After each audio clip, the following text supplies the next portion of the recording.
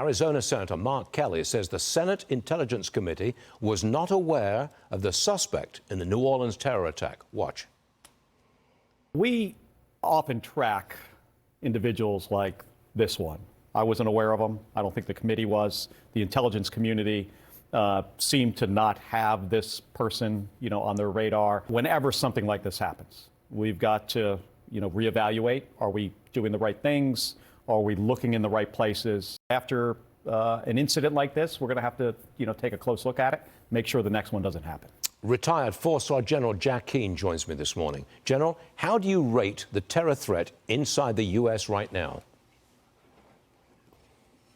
Well, I take it on what the FBI director has said, that it's a heightened awareness and threat, largely due to the openness of the southern border. And remember, we did detain some people from Tajikistan, as suspected terrorists, and we've had many on the terrorist watch list, who have been detained as well. So I think that is a contributing factor to the heightened awareness. Certainly this incident in New Orleans, and your heart goes out to the victims and the family, certainly, of this tragedy. Here they're out trying to celebrate life itself, and they lost their lives. That this particular individual is not associated with a foreign terrorist organization in terms of being, as we know right now, being directed by a foreign terrorist organization. He certainly, as we know, likely is inspired by it. And this is what makes it really tough. And I'm not about to say this is any failure of our intelligence community for a couple of reasons. One, this is American citizens, and this incident and the last one in 2017, if you remember, a truck driving down a bike path in New York City that killed innocent citizens then. These were Americans killing Americans. Yep. And Americans have privacy rights to it. They can use offensive language, and the government doesn't have a right to penetrate them like they would a foreign terrorist or a foreign organization. So it's much more challenging. And it doesn't surprise me that this individual may not have risen to the level that our agencies were able to, to pick him up. I mean, just about 90 days ago in October, intel community picked up an Afghanistan who was threatening a terrorist act in Oklahoma City, and brought that to a conclusion without anybody being harmed.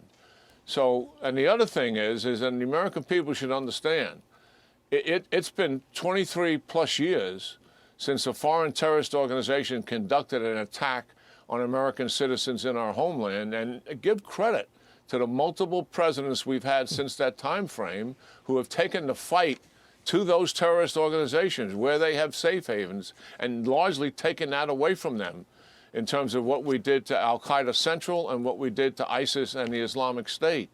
So there's a lot of good things that have happened here to protect the American people. I'm not diminishing the seriousness of this, and I'm not suggesting that we don't do all the after-action reviews and see if there is a reason why we never picked this individual up and were able to stop it before it happened. Certainly all of that needs to be done, and we need to continue our vigilance. Give credit where credit is due. China targeting major U.S. defense firms with sanctions. The companies include Lockheed Martin, Raytheon, Boeing. General, is this saber-rattling from China before Trump takes office, or is it something more serious? No, it's pretty much that. I mean, it's largely symbolic. These organizations are not going to be financially impacted by this. They can't do business with China anyway because they're defense organizations, and they're prevented from doing that by law.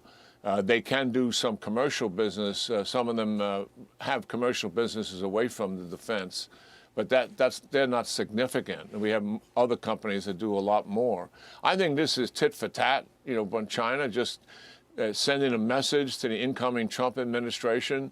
We hear what you're saying, and we hear that you're coming for us, and we just want to remind you that we're an integral part of the global economy, and many of your companies in America are dependent on our global supply chain.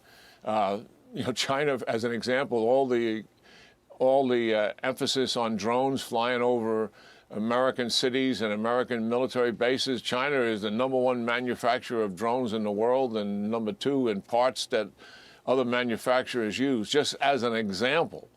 So, yes, I think this is symbolic. And we know for a fact that the Trump administration is going to get tough on China as they were in the first administration, likely even more tougher, and China will likely respond. Got it.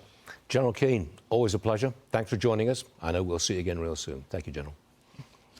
Yeah. Thanks a lot. Fox Corporation has made a donation to the Love One Louisiana Foundation in support of those impacted by New Year's Eve terror attack in New Orleans. If you would also like to help, you can go to go.fox/NOLA or scan the QR code on your screen to donate. And we'll have that's on your screen right now.